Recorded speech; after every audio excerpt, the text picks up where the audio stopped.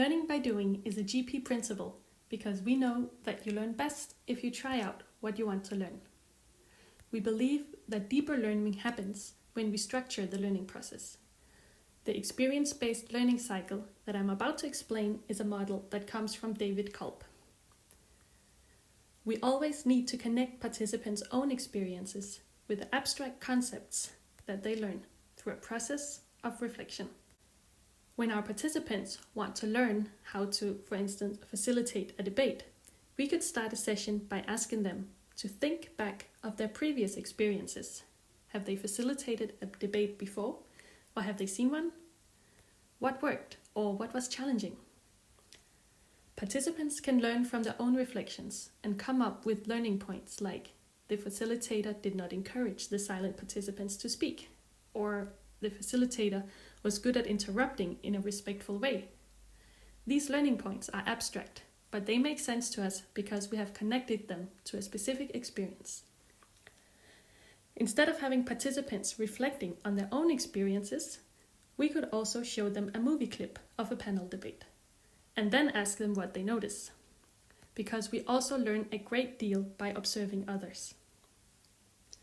After categorizing their reflections into learning points, we then encourage participants to plan for how they will use those points if they should facilitate a debate.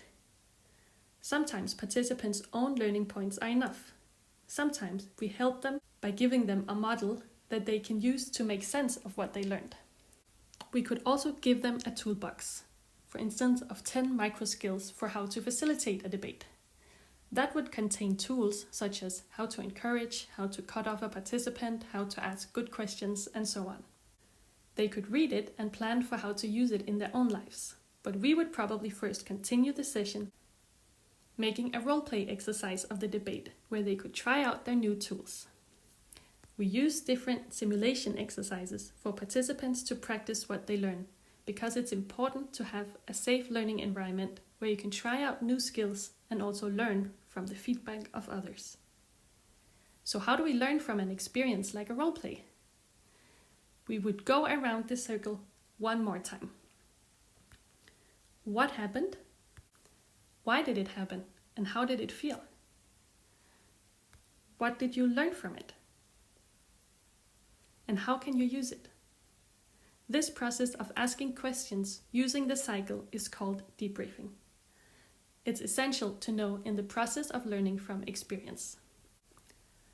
To sum up, our learning processes are designed as a spiral that keeps going around the cycle, where we keep connecting participants' experiences to what they learn, both their previous experience and what they already know, as well as trying out something new and learning by doing it, reflecting on it, conceptualizing it, and thinking about how they can use what they have learned.